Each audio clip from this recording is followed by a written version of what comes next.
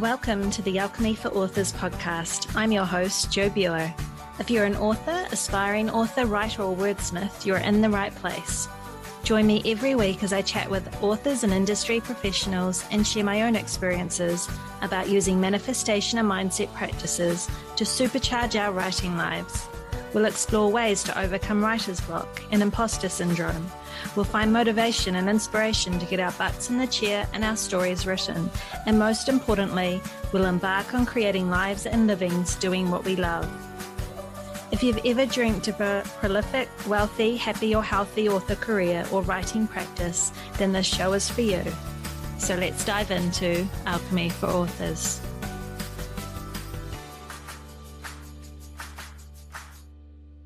Hello again. I'm so glad you're able to join me for another episode of Alchemy for Authors. I found today's chat so fascinating, and if you've ever wondered about the process of writing a children's picture book or how to market one, I think you're really going to enjoy listening to today's guest. But before we dive into the show, I just wanted to remind you that if you're anything like me and you're interested in using manifestation and the law of attraction to supercharge your writing life, make sure that you download your free copy of my booklet, Manifestation for Authors. Inside, you'll find tips and tricks to kick your manifesting into top gear to help you move closer to your authorly goals. So you can download it for free from www.subscribepage.com/manifestation for authors. Or you can use the link in the show notes or visit my website. When you're ready, though, grab a drink, find a comfy chair, sit back, and enjoy the show. Hello, my lovelies. Welcome to another episode of Alchemy for Authors. Today, I'm talking with author Susie Miles about her debut children's book. So Susie Miles lives in Northern Virginia. She's married, has 2 children who are now in college, and a golden doodle named Henry. Susie has worked in television throughout her career, but recently decided to leave the industry to pursue a new career in podcasting. She's had a lifelong love of cooking and has recently launched her new podcast, Cooking in Convos. Susie wrote her first children's book, My Friend the Light, in 2021, which had been in her heart for the past 20 years and is now available online at Amazon, Walmart, and Barnes & Noble. She's in the process of writing her second book in the My Friend series. So welcome, Susie, to the show. It's so good to have you here. Oh, thank you so much for having me. I'm excited. So I was having a look at your book on Amazon and everything, and it looks like it's coming up to its 1-year publication anniversary. Is that right? Yes, absolutely. I published it in March of last year, and it was really about 20 years in the making emotionally. Wow, that's amazing. And so I'm so excited to talk to you because in my circle, I don't actually know many children's book authors. But as my day job is in teaching at elementary, my kids are always asking me if I'm going to write a children's book. And the idea kind of scares me a little bit because I feel like the book's got to be so small and precise and the language has got to be so specific. But I'm really interested also just to hear about how your journey started out and your interest in wanting to write a children's book and why it took 20 years to get to publication. Are you able to share a bit about that? Sure thing. Well, this has been in my heart, really. It was in my heart for about 20 or so years. It started when I had my first child, and he became a little afraid of the dark, and he was getting nervous about going to bed. And so I started thinking about what could calm him down a little bit. And really, at least for our family, all it took was a nightlight. We had a nightlight placed right on his nightstand. And it really helped ease him to sleep. It helped him feel safe, and it helped him sort of just hold on to that. It was sort of like his friend whenever he went to sleep. And we just kept it on all night. And when he woke up, it was there. And it really helped ease him into more of a sound sleep as well. He wasn't waking up in the middle of the night. So I had a full-time job, and I've worked full-time for many, many years. And I just never had the time. I probably was scared at the same time, not wanting to write a book. I thought, where would I start? Who would I get to illustrate? And after the years go by, I had another child and, went higher up in my field. I just was busy, but I always wanted to write it. And I think as they got closer to high school and then going off to college, I had a bit more time on my hands. I wasn't frantically making dinners, and although I make dinner, but I wasn't sort of rushing from my job, coming home and rushing and then taking them to sports activities. So that's when I actually had the book written down many, many years ago, but I started enhancing it. I worked with a consultant who really helped shape the book. I worked with a friend who was the illustrator. So it really was a patchwork of people helping me along the way. That's amazing. That's great. I think I read on your website, it looks like you've had some amazing jobs. I think, have you worked for the Discovery Channel and National Geographic? Is that kind of right? Yeah. Yeah. Which to any outsider is like, wow, that's so glamorous. That's amazing. But then you wrote something, I think, on your website about, and then the pandemic hit and it made you pivot or have a bit of an epiphany and want to go in a different direction. And I think your podcast, it sounds like your podcast is part of that too. So are you able to talk about what was it that made you decide to just change directions from the careers that you had to going this creative path with podcasting and writing books and that? Sure. Well, I think for a lot of people, once the pandemic hit, and those who were fortunate enough not to get sick, they started taking a look, including me, taking a look at their life and realizing, wow, I'm not commuting anymore. I'm not sort of in that frenetic pace of rushing around. And I became just a little bit happier because I had more time for me. I had more time for my health, more time for exercise. And I decided as we were getting closer to potentially going back that I didn't want to do it. And to be honest, I had been in television a long time and I was in a specific job that I wasn't so fond of. I loved everyone I worked with. I always have loved everyone in the industry. So it wasn't that. It was just a churning in my soul saying to me often, there has to be a better way. There has to be another avenue to bring more fulfillment. And it took me 2 years to really think about it.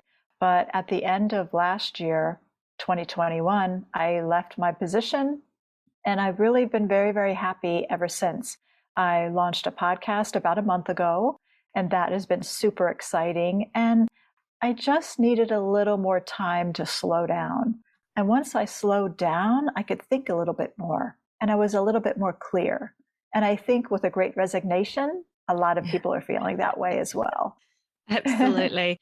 I've talked to a few authors who have said that about the pandemic, that it did kind of make them pivot or change mindset about things and get more specific or goal oriented about what they wanted to achieve.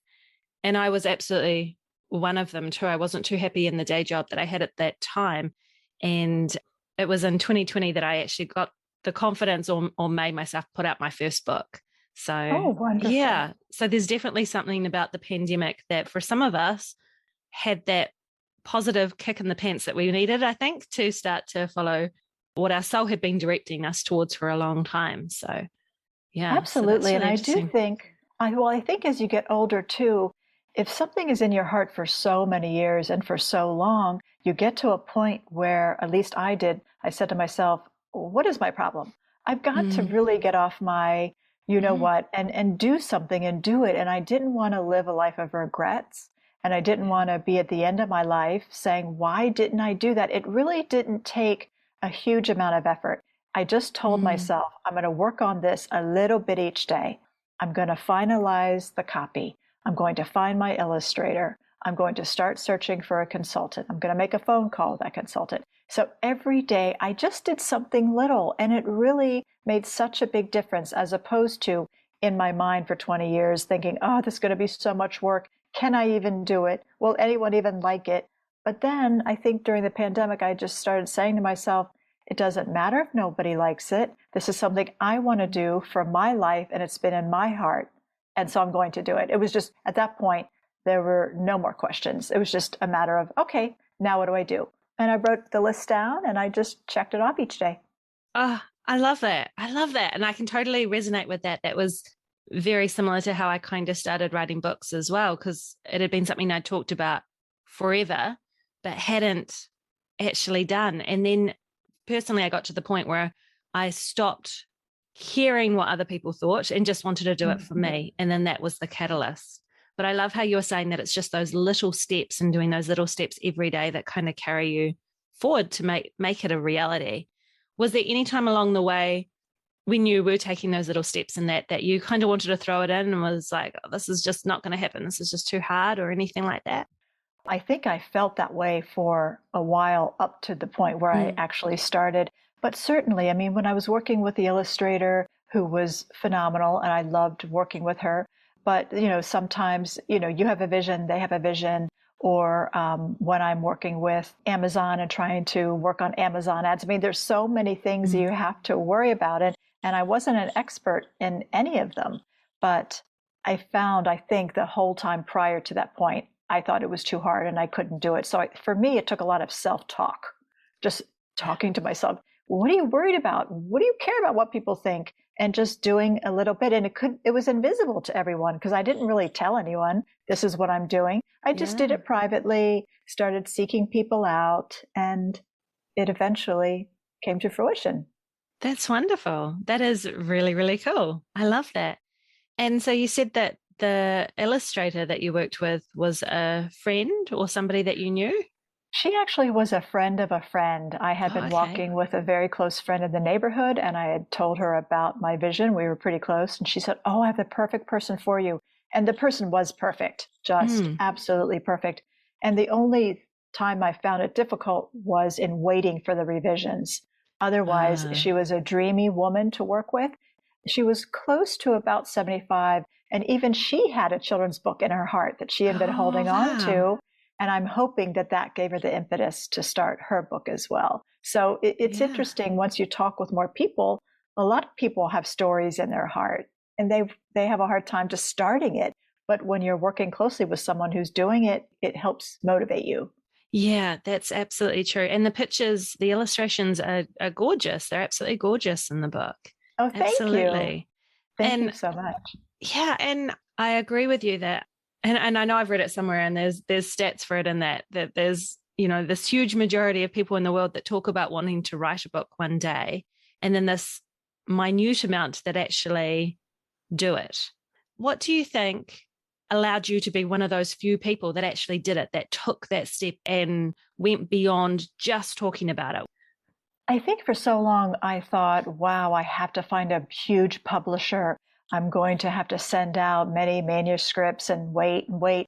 And then I got introduced to a woman who runs she's not a publisher, but she helps new authors get their book published. And I self-published the book, but I didn't even care because my book is still for sale. You can get it online through Walmart and Barnes and Noble and also Amazon. And to me, that was enough. And I tell you, the best part of all of it was when I finished the book, I gave each of my children a copy of the book for Christmas, and it was the last present they had opened.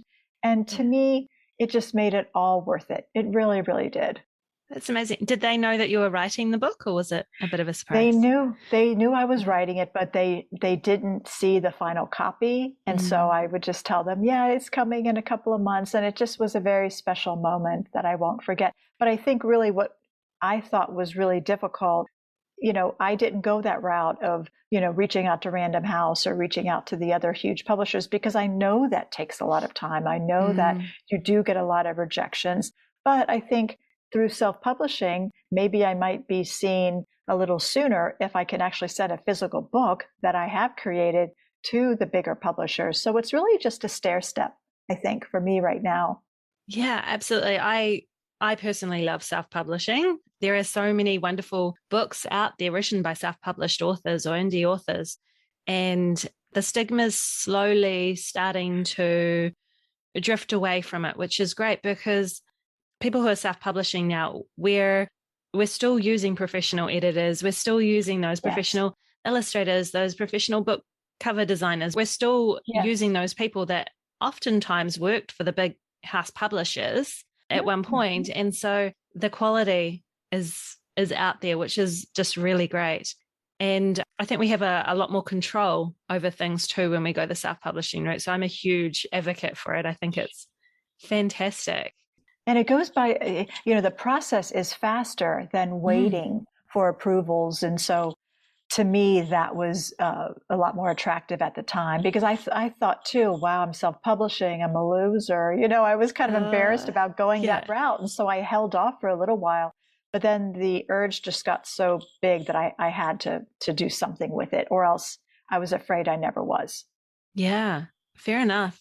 And that was one of the things that I really loved about it too, is that you can put books out much faster than if you went through a traditional publisher, but you also have that control over who sees your books and for how long they see your books. So you can have your books on Amazon and Barnes and Noble and all of that for years and years and years, for as long as you like. And it's not at the demands of whether, it's selling or not, to be honest. So it's not going to get pulled by a publisher or anything like that. So you have a lot more control over it, which is fantastic.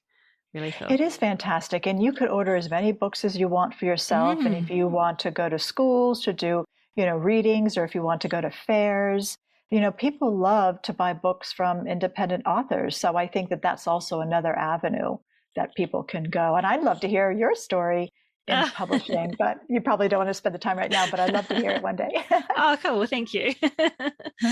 So what is your long-term goals? Because I did see again on your website that it looks like you've already got an idea for a series or other books similar to the picture book that you've just written, a My Friend series?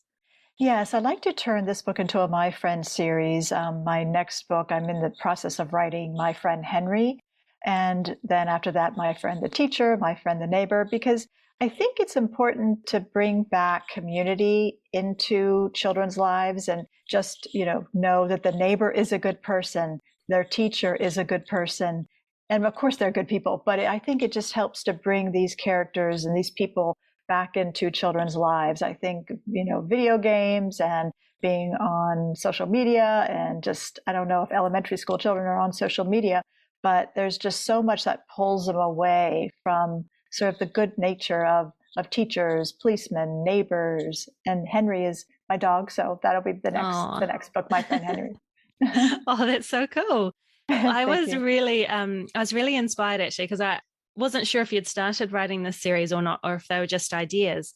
But the fact that you had them on your website, and I'm like, oh, that's so good, because if you haven't started writing them, you've got that accountability right there. No, absolutely. Absolutely. And right now I'm juggling the podcast and this. And so writing is taking just a step back while I've launched the podcast.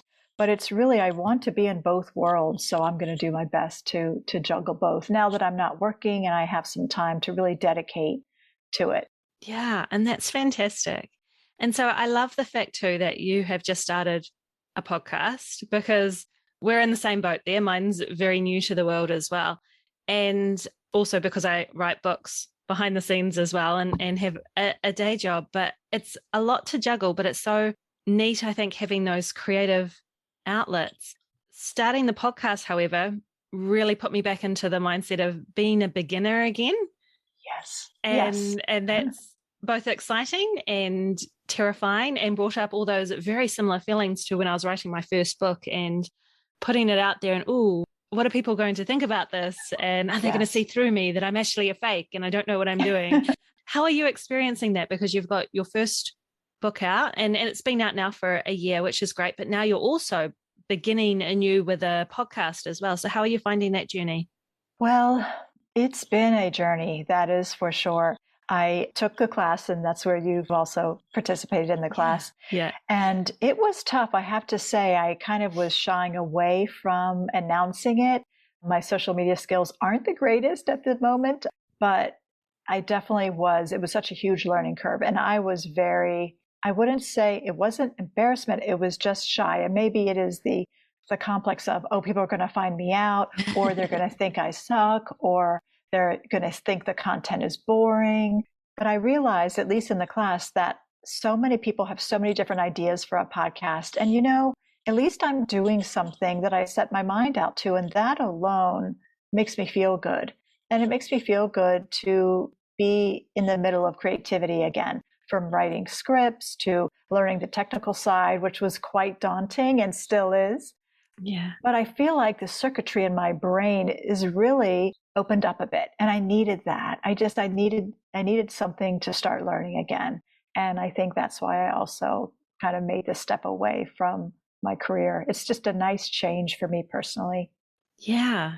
I have felt that writing a book, becoming an author, and doing the podcast, in a way, it's kind of been life-changing. I start to think about the world differently. I start to think about myself differently. And there's an elevation that kind of comes from finally following your dreams and following your heart and doing those things that really bring you passion. And that's part of what my podcast is about, Alchemy for Authors, is really encouraging those people with the inspiration to write in particular to follow that passion, that it really can enliven your entire life in different ways that you don't even suspect. And have you found that too, that following these creative passions of yours with the writing and the podcast, that's brought just a different energy into your life? Oh, completely. I felt like I pushed against the barrier of fear that I think was with me for so long. And because I pushed through it, it's helped me push through other things as well. It's like a trickle down effect. So to me, it has changed my life dramatically in the best way possible. The people that I've met have been remarkable. Yes. And it's just fun to go on this journey with other like-minded people. And so it really has changed my life for the better. And I'm very excited. I wake up excited. My brain is always churning about subject matter and people I can interview and what recipes I can share on my podcast. So I am enjoying the journey. But in the beginning, I was a little hesitant because I didn't know anything about anything. Yeah. And so that was really tough. But I think, again, it really helped the circuitry in my brain sort of, kick it up a notch. Yeah, I agree with all of that. Once you start to push through the fear, particularly in the beginning, that fear that surrounds just being a beginner and starting and putting yourself out in front of an audience, it really does just change your life. And I totally agree with you too, that one of the most amazing parts, I think, of this journey has been the people. It is so amazing how many people are out there wanting to help you Yes. succeed and to follow your dreams, and who can just bring that extra motivation to you through their cheerleading and everything to, just see you do your podcast, do your writing, do these things that are just so meaningful to you. There are so many amazing people out there, and the connections that could be made by following your dreams is just phenomenal. Completely. And I love how the group at large is like we're all in the same boat. And a lot of people are sharing their fears and opening up. And when you see that, then you open up, and then you even open up with yourself. I mean, I think we all kind of walk around with this armor, so to speak. I'm fine, I'm good, my life is great, it's all great. It's not true. I mean, there are a lot of things that aren't great, but we kind of pretend. So I really love the vulnerability of the group and the vulnerability of this. Yes. Yeah. Absolutely. And just so my audience has a bit of understanding here. So when we talk about the group, there was a cohort of people that got together for a podcasting course that we did with Kathy Heller back in October last year. And so some of us have kind of gone off into mini groups and things like that. But the support and the cheerleading and that's going on in these groups is fantastic. So I totally encourage anybody who's starting out on any creative endeavor to find your people, find whether it's a Facebook group or a group that you can meet on Zoom or a physical group in your neighborhood or something for writing or any creative endeavor. It is, I feel it is so important to have those people that know what you're going through, that you can be vulnerable with and share your ups and downs that come on this creative journey. And so important. Absolutely. It's nice not to feel alone in that way. So it really is. It really is. Yeah. Well, can you tell us, because it's quite a bit different than your children's book, but can you tell us a little bit about your podcast now? Sure. Well, the title of my podcast is Cooking and Convos. And those are two things that I absolutely love. I love to cook and I love to have good conversation. So my attempt is to blend the two, and it will be a combination of interviews with other folks who know a lot about food. But the premise of the podcast is to help folks create more ease in their kitchen by me offering tips and recipes that can help them create delicious meals easily and quickly. Because I think the dinner hour tends to be a bit stressful for some folks. And some folks don't even really like cooking, but there are tons of great recipes. You? That'd be me. I'm so sorry. I'm one of those people that it's like dinner time. I'm like, oh my gosh, it's my turn to cook and not my husband's. And I'm freaking out. So yeah, I struggle with that. So I love the idea of like quick and easy tips and to make it like painless in my opinion. The biggest thing, really, the biggest tip I could say and offer is just prep in the morning, even prep the night before. I just finished a podcast and giving a recipe for this chicken, and you can prep it in the morning. You can prep the sauce in the morning. You can prep your salad in the morning. Then the only thing you have to worry about is your starch, if you even want to starch. So there's just tons of ways you can make, and I'm not going to say cooking will be fun for those people who don't really enjoy cooking, but it'll be easier, and you can look forward to a really good meal with not a ton of ingredients. Because I'm like everybody else. I don't want to cook 15 ingredient meals. It just stresses me out. If I go down and there's like 8 or 9 ingredients, I'm like, I'm out. I don't want to do that. Yeah. But I love good food and I want to make it simple. So I've just created ways to make it simple for myself. And I thought, what the heck? I'll create a podcast and offer these tips and also bring in other food experts, and we'll see where it goes. I absolutely love that. And I feel like there's such an audience for that too. Most of my friends love cooking. My husband doesn't mind cooking either, thankfully, but we do take turns. I mean, I love food, so I want to be eating the cooking. It's the it's the coming home from work and the what are we going to have for dinner? Do I have the energy to put it all together? So even the idea of prepping some of it in the morning just, is such a great idea. Sure. And I know a lot of people say, well, I don't have time in the morning. I'm trying to get out the door or I just have too many commitments. But I say just wake up like 10 minutes earlier because really your prepping doesn't take a ton of time either. No. So I hope to enlighten, but we'll see. We'll see how it goes and how it does. I think it's definitely got an audience and it's such a fun idea for sure. I know a lot of people that I'm going to recommend your podcast to because they just love cooking. Have you got any plans then? Because you've got these two very, very different creative passions going. You've got the children's book, which has an audience of mums and dads and that, but really you're writing for, did you say 2 to 5 year olds? I think I read somewhere. Yes, is that the kind of age? That's the range. Yeah, I think 5 is at the very tippy top, but yes, pretty much 2 to 5. Yeah, and turning 5. And then you've got this cooking passion as well for adults. Yes. Do you see yourself one day maybe moving into writing a book or something, if not recipes, but about the simplifying cooking and everything like that, meal prep? You know, I have thought about that. To me, at this moment, that's a bit daunting to think about. But I know myself, I like to continue to grow and never stay static. And so I think maybe that could be a possibility. I'd like to create a podcast that people want to listen to. So I'm trying to build up the audience. That's a goal of mine. And also enhance my social media skills. I know I'm a little, I wouldn't even say rusty because I never really got into it. So I think when you have a podcast, you really have to immerse yourself in that world because otherwise people just won't hear about the podcast.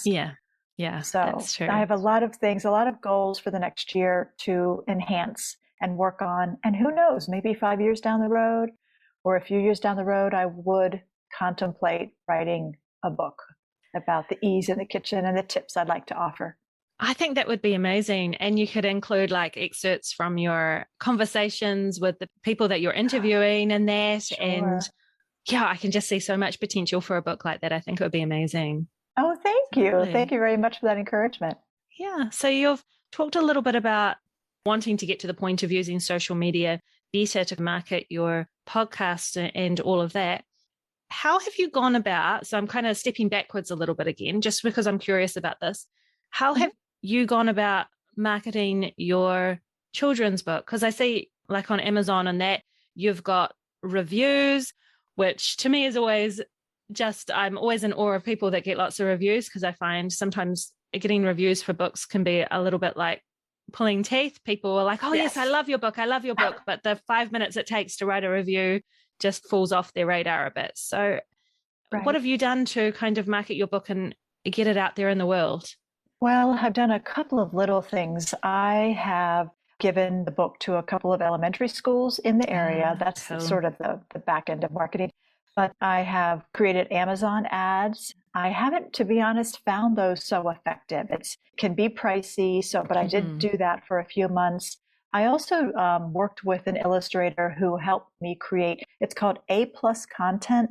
It's additional content that you put on Amazon underneath your book, which sort of enhances the book so people can get sort of a snapshot of what the book would be about. So I did that to help create that. I had a free day at one point in the very beginning. I just sent out a note to everyone, hey, you guys can download my book for free. And if you wouldn't mind, please give me a review as well. So I did that at the very top. But I do, once I get some more interviews under my belt with the podcast, I like to start again working on the marketing for the book, because I did sort of take a little bit of a pause so I can move that along and move that forward. But ultimately, also, I would like to attend craft fairs and just have a little booth to bring the copies of my book. There also was a large international book fair in England last year, and there are a lot of authors that sent their books for that, and there's going to be another one this year. So I'm trying to just put feelers out and, touch on certain points and hoping eventually there'll be more buyers. But, I have found I don't know if you found, I'd love to hear your feedback as well. It's not a lucrative business for someone who's self-publishing. You just have to put a lot of time, a lot of promotion behind it. Yeah, so you definitely do at the beginning. And I think it's very, very rare, incredibly rare to make a living from one book and your first book. So from the authors, so it can be incredibly lucrative. In fact, from people that I've talked with and gotten to know in different self-publishing circles, it can be more lucrative than actually going through a publishing house, because you've got more control over that marketing and everything. And there are different reasons that people will say that it can be lucrative, but the one that comes out a lot is that the more you write, the more product you have to put out there and to build that name for yourself and everything. So with the first book, it's definitely tough. And I gambled a little bit away with Amazon ads as well with my first book, which just didn't really work. But once I had a second book, I started to make a little bit more headway with the Amazon ads, which is really interesting, because sometimes it can take quite a few more books. And I don't write in a series or anything like that. They're just, they're very different than picture books. They are novels, but they're standalones. How did you, because I've heard a lot of people say Amazon ads are incredibly difficult. I did some of Brian Cohen's, I don't know if you've heard of him, but he's amazing with Amazon ads and does these free kind of challenges intermittently through the year. And I've done some of his challenges and learned a lot that way. But how did you come across learning how to use Amazon ads? Well, I worked with a consultant that I worked with to help me get the book on Amazon, and she recommended another individual that was, able to help me. And that's the thing. I think it's like I had a lot of tentacles out. I couldn't have done this alone. The consultant helped me. The person who had facilitated my Amazon ads helped me, the illustrator. And then I had another graphic designer recreate the title, because the way it originally was designed, it wasn't as children friendly. So I really worked with all these individuals. And so with Amazon ads, I have been told that you need to publish more books, get a bigger name. And so that is the goal. And I'm so glad it worked for you. That's awesome. That's encouraging. Yeah. And now I'm not saying it worked with big bucks, but it certainly, I had more momentum with it once I had a second book and a third book. So it definitely gained momentum. The first one didn't have much traction at all. But so that is interesting to see. I've put a halt on Amazon ads at the moment. And when I have a few more books out, then I think I'll start to actually invest in that. I have a newsletter though, which really helps the sale of my book. And I do try to, I've fallen off the wagon a little bit, but I do try to be quite consistent with social media. What I find interesting though, like these are strategies that I know work for other authors who are in the novel writing business.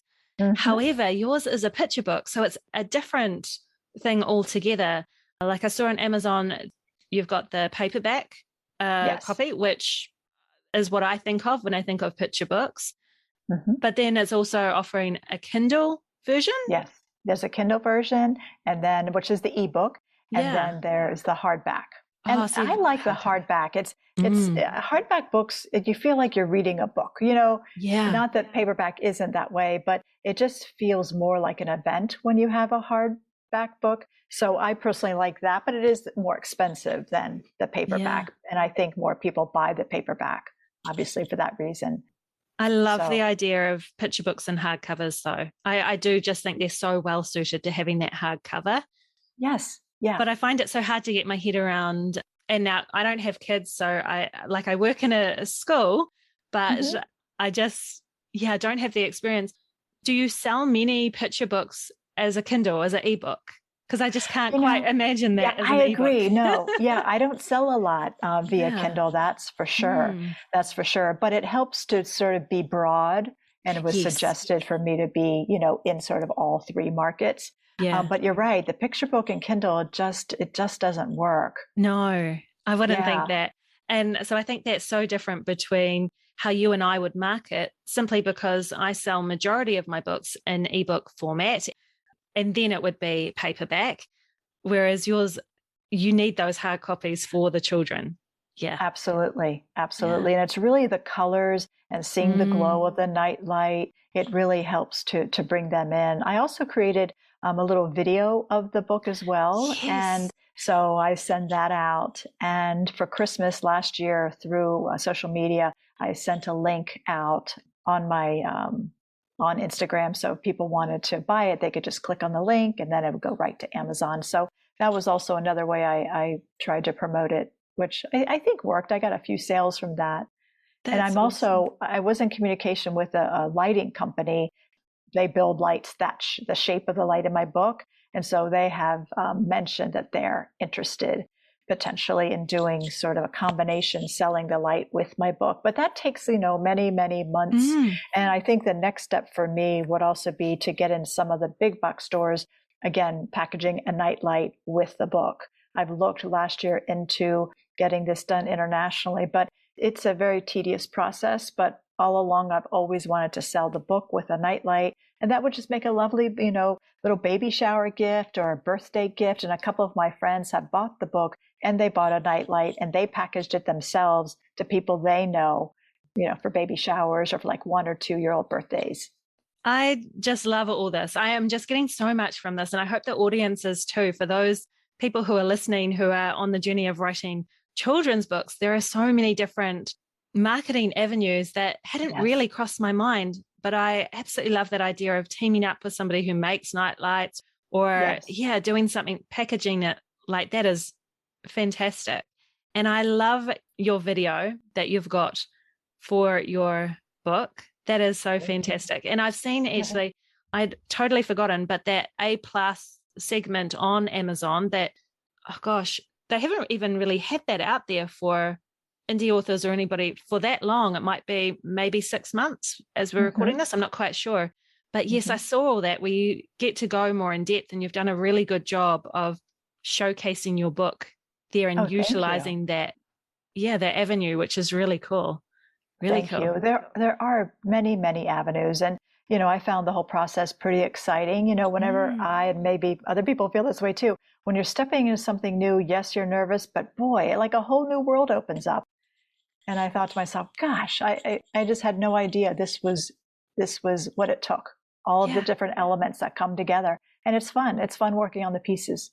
It really is. And we don't know the opportunities that are out there until we start moving forward in one direction. And then it's amazing how many more doors open or creative bursts of insight of, oh, we could do this or we could do that, just come out. And it's such an exciting journey. And I love talking to you about that whole marketing aspect, because it is so very different to my own experience, because it's such a different product. So that's awesome. Sure. I'm learning a lot. Yeah, I am. But so for myself, writing novels, my main ways of kind of engaging with my audience and putting my books out there tend to be through social media and a newsletter list. So I have a newsletter that goes out every 2 weeks. But I would imagine maybe for you, that wouldn't be as, neither social media or newsletter, are they as conducive, do you think, to picture books? Well, I would have to reach out to moms and mom groups, because I think the folks that follow me may not necessarily be interested in a children's book, but they may be interested in the book as a gift at Christmas time. Yes. Yeah. So everybody knows someone who has, children, or they have their own children. So I think that was the time I needed to market it. But you're right. It's not what I would market on a weekly basis, or, any other basis other than holidays, possibly. Yeah. Yeah. And then, of course, the marketing is to the parents and the grandparents and the people. Exactly. Yeah. Yeah. So it's quite different. I love your idea, though, of getting into schools or kindergartens, or, if you can get into school libraries or the parent communities, anything like that, that's such a great avenue.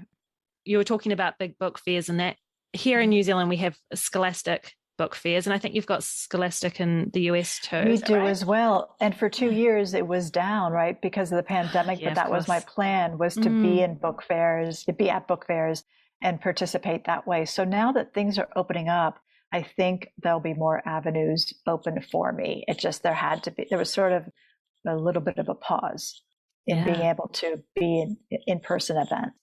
Absolutely. So with your next few books in this series, or the My Friend books, are you planning on releasing like one a year or a couple a year, or that is the plan. I'd like to, release one a year. I think to do any more than that, it might be a bit too ambitious. And then at the same time, it might stress me out, because I don't want to overpromise, and I want to be able to take the time necessary.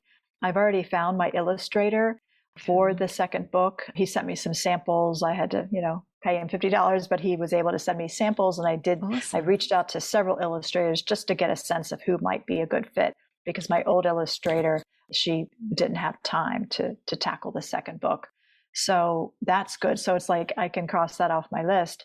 But right now I have been immersed in podcasting. But I am very hopeful that I can get out at least one a year. I don't think that should be too difficult. I pretty much know the process. I just have to hunker down and sort of close off my time and really focus on it. That's awesome. So what do you think is the hardest part of your publishing or writing journey? What do you think has been maybe the trickiest part of it? Is it writing the book? Is it the going backwards and forwards with the consultant and the illustrator and everybody else? Or I do think it's the writing part, getting it just right. So the age of the audience I'm targeting is going to be engaged. I think that's the toughest part. And so it will go to an editor, but it's just finding a creative, fun way to express what I want to express. So that will take a little bit of time. So I've done a lot of rewrites. It's still not in, perfect shape, but I'm almost there. Yeah. But I would say the writing for me, would be the most difficult. The first book, it just flew out of me. I mean, I had written it pretty much many years ago, so I was just sort of finessing what I was writing. But for the future books, it's a bit different. So it's taking just a little bit longer, and I want to make sure it's just right. And I also have been told I have a rhyming scheme in my first book, but I've been told if I want the book to go international, to be translated in Spanish, rhyming doesn't work, that rhyming scheme. So now I'm kind of rethinking, do I want to necessarily rhyme with my other books? So I'm in the middle right now of wanting to do, just figuring out which direction I should go. That is so interesting. I had never considered that. Because like for children's books, I love rhyming books. I absolutely love those that rhyme. But of course, if you're wanting to market internationally and have it translated into different languages, it's not necessarily going to work. Well, it's just not going to work. Right. So that part of it, right? I mean, the pictures can be fun and colorful, and they don't have to rhyme necessarily, but that was the beauty of the first book, was the rhyming. Yeah. Like I said, right at the very beginning of this, I'm just so fascinated by those people that can write picture books in particular, just because it's been one of those things that has always scared me. I've been asked to do, because I've taught different levels in elementary and middle school and that, and they know that I am an author and that I write, but they're like, oh, when are you going to write a children's book? And I could maybe, like, I feel like I could maybe write like a chapter book or something for like the middle years or that. But the idea of writing a picture book, and I love picture books, but it kind of terrifies me because it's such a different way of writing, because you've got to make sure that that language appeals to their age group who are just learning language, and it's got to be so succinct and engaging and all of that in such few words that I feel like that's more hard work than writing a novel in some ways. Well, I would think that you, with your experience teaching, that it might be easier for you than you think. I don't know. It's one of those things that's like, oh, that's a bit scary. Maybe one day. I'm not there yet. I'm enjoying my writing for the adult population at this point. But it's definitely, like, I love children's books. One of my favorite parts of being a teacher is reading to the class and sharing these fantastic kids' books that are out there in the world. So, yeah.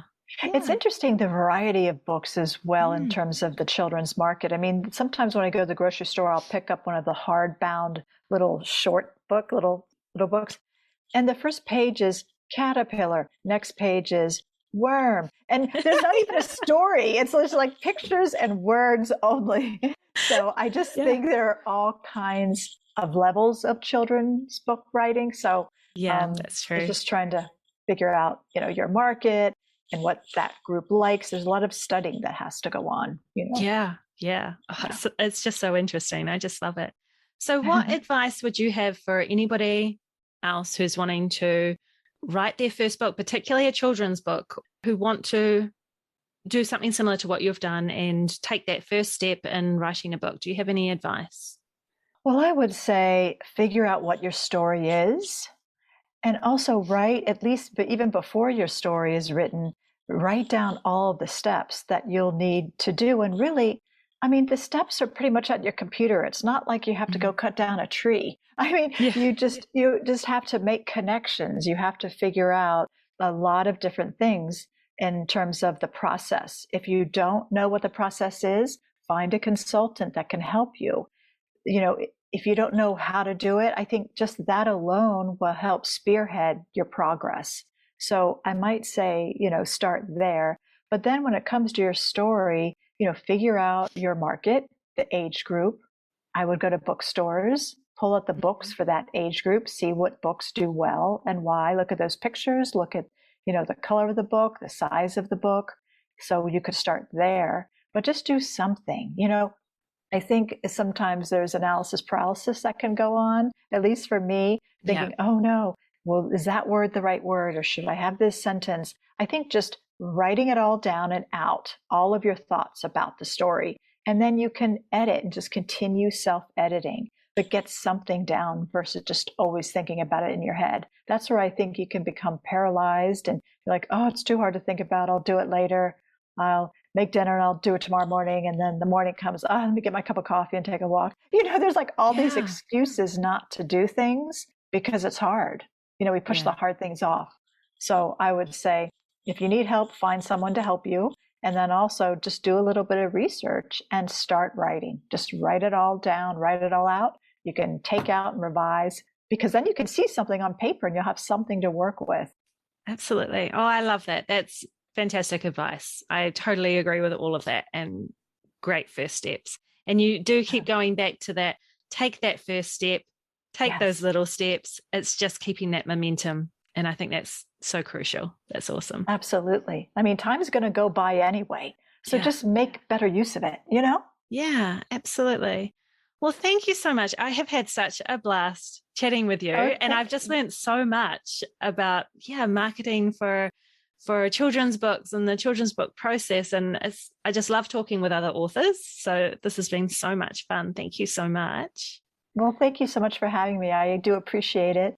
And thanks so much for having me. One just final thing, because I know there are going to be lots of mums out there listening to this. And so they might be interested in your book and other authors who are on the children writing path as well, or people that just love cooking. I know, there are a lot of people out there that love cooking and are interested in your podcast. So how can they connect with you? Where can they reach you? Sure. Well, if they'd like to reach out to me about my book, I have two Instagram accounts. My personal Instagram account is Susie Miles 88. That's SUSIEMILES 88. And anything related to my podcast is Cooking and Convos Podcast. They can DM me, or also they can reach out to me via my website, which is Smiles Media Works.